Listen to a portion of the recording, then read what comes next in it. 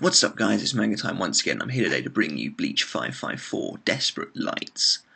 Now when I read that title, I initially thought Vollständig, because the Quincy are going to be using it, therefore it's going to be, they're going to be using it out of desperation because they're in trouble.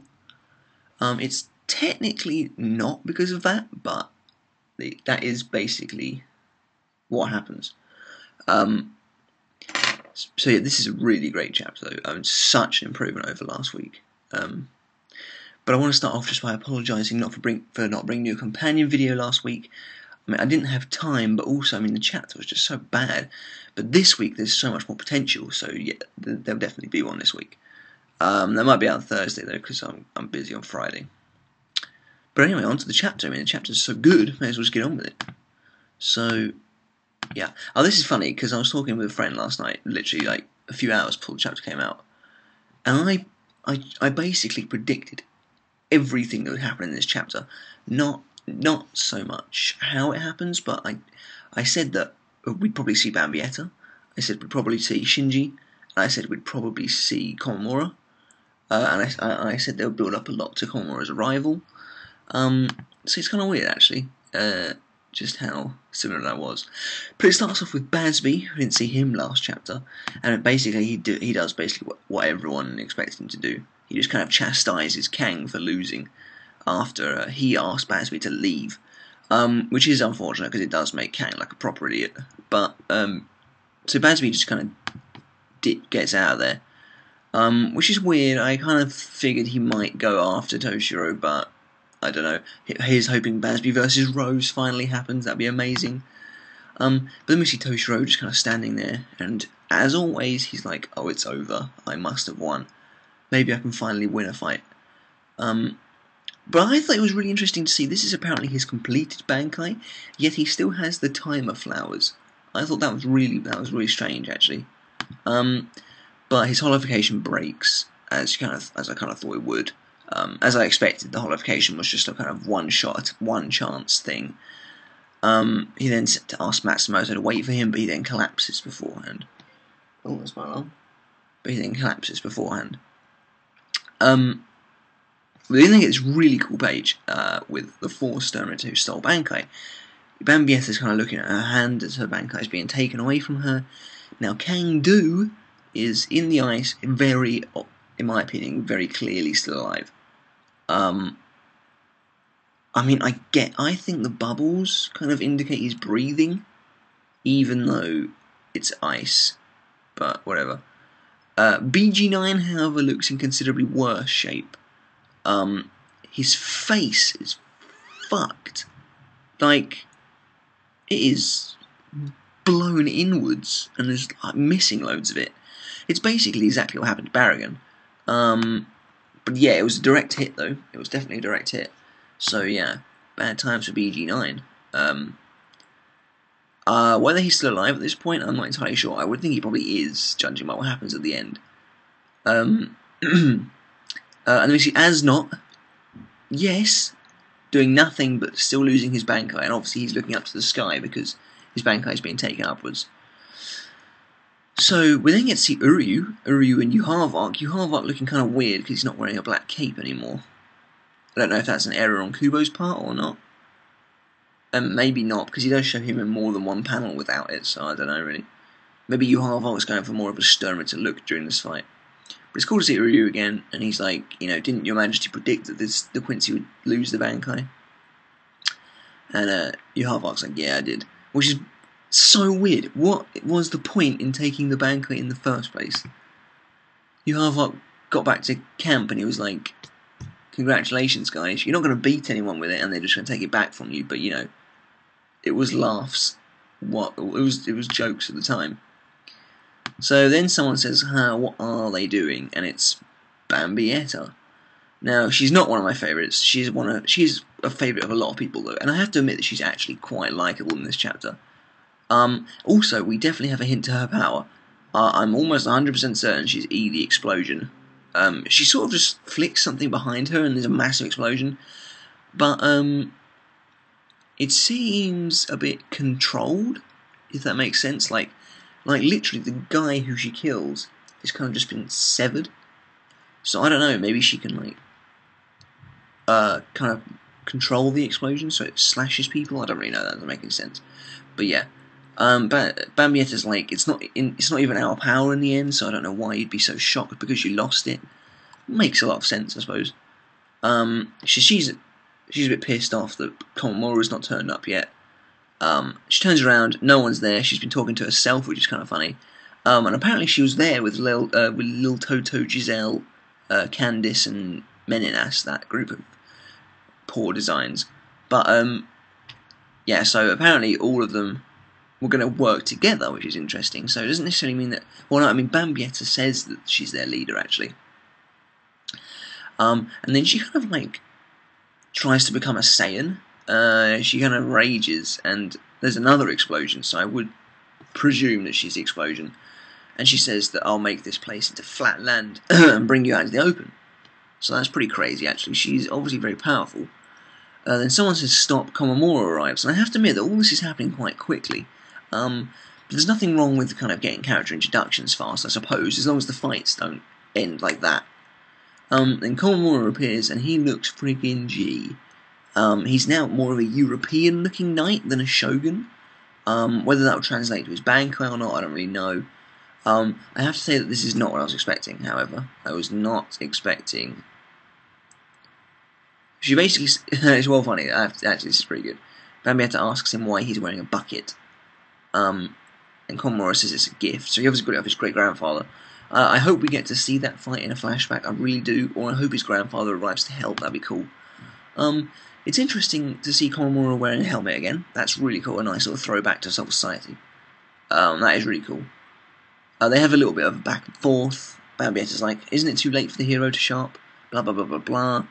And then, someone behind her says, I see, I guess we aren't fit to become heroes. And it is Shinji. Yes! That is awesome.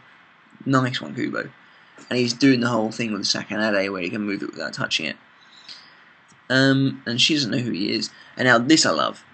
This I really like. Kubo's decided to make Sakanade's ability look more like an ability, if that makes sense. Because when he did it to Aizen, nothing really happened, apart from like you saw a little bit of smoke, and then the place was upside down. However now, and maybe it's just because it's not Aizen anymore, but Bambietta's eyes go all crazy, and there's this bloody awesome panel of Shinji actually turning over. Looks amazingly cool. Really great art.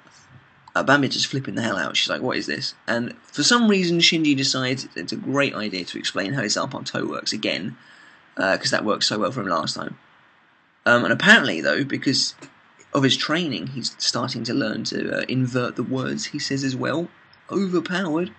But yeah, Bambietta flips out. She tries to attack him and he's behind her. But I'm not really sure what happens after that, because we go back to Yuharv, and he's like, yeah, I predicted it, but I don't really get this bit. I mean, he says, I was certain that they would eventually find a way to take them back. And then you get this really awesome panel of his face where he's like, it's really delightful, Sternritter. What I presume he means is, because then Bambietta activates her Vollständig, I would presume Yuharv is basically talking to the Sternritter saying it's delightful, you can use your powers again, I would presume. Which does make the Bankai stealing utterly pointless. Yeah, but it looks wickedly cool, the way they activate Vollständig in front of Shinji and Komamura. You know, you don't get to see it yet, typically. I think you kind of get to see her, the fact that she's got a halo slightly in one of the pictures. But apparently they can't use it because when they've got the Bankai, because it gets in the way. Maybe this is to do with hot Bankai and Shinigami powers cancelling each other out, perhaps. But yeah, it's going to be wicked cool to see it. And Shinji's like, oh my god, I'm in trouble. And then we get this great bit. We see Cang Du is in fact alive. He activates his Vollständig and breaks apart the ice prison. Meaning logic would dictate that the one on the next page in the middle of all the smoke and the destroyed buildings is BG9. So yeah, he is, I presume, still alive. And then Bambietta says the lights filled with hope are over. So yeah, it was the Shinigami's hope, which in my opinion kind of relates back to chapter 493, Light of Happiness. So yeah, now we get the very interesting page. Very interesting page. Yuharv watching. I love how he's just kind of sitting there watching Soul Society. but there's like 7 Quincy using Vollständig. Now, who the hell is using Vollständig? Bambietta, Cang Du and BG9, that's 3. I don't see why Az not would be using it yet, because he isn't going to be fighting anyone. I did kind of think maybe Bazby's using it, but again, he's not fighting anyone, and I want to see him fight Rose from the ground up. I want a proper fight. So it could be Bambietta's little mates, I suppose. In fact, that is exactly who it could be. It could be Cang Du, BG9, Bambietta, and then the 4 girls, which would be fine with me, because it will probably indicate the 4 girls be defeated first. But yeah, 7 Quincy are going Vollständig. Holy crap, that's amazing. And Miuri says, it's got quite troublesome, what should we do? And then Urahara gets a phone call from Ichigo. That's the end of the chapter. Ichigo, why the hell is he calling Urahara? Now that's an interesting question. I really liked the chapter overall. I thought it was great. I'm going to probably drop an 8 out on it. I thought it was fantastic. Great to see Cang and BG9 still alive. I mean, I did kind of think they were. I think most people did. Although I don't really like Bambietta a huge amount, it was bloody awesome to see Komamura and Shinji working together. Well, not necessarily working together just yet, but seeing them anyway was just great. Seeing new captains for once. Toshiro fully unconscious is just the best news ever. Apart from him dying, that would be even better. But, yeah, no, great chapter. Great to see Sakanade being used. Great to see Komamura's new armour. Looks badass. Just a really good chapter, you know. Really, Kubo delivered this week. 8 out of 10 for me. Cool to see your half arc again. Obviously cool to get that panel of Az, because I'm a massive fanboy. But yeah, the question of who used Vollständig is really interesting. And are we going to see them all next chapter? I would like to bet we'd see Bambietta's. And probably find out that her E does in fact stand for explosion. If it doesn't, then I have absolutely no idea what it stands for. We might see Cang Du and BG9's. BG9 probably revealing what his letter stands for. However, Cang Du and BG9, well, no, not BG9 so much, but Cang Du doesn't really have an opponent to fight anymore. So unless he finally decides to finish them off, which I know he won't, maybe Ishin's going to arrive. That could possibly be what Ichigo's ringing them up for.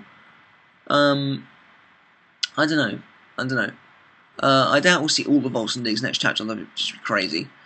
I can imagine, and I hope, that Shinji will be pushed to use Bankai against Bambietta, although I imagine we'll spend a little bit of time seeing Komamura's awesome, hopefully awesome new Bankai anyway, before that happens, and Shinji will just use Sakanade for a little bit longer.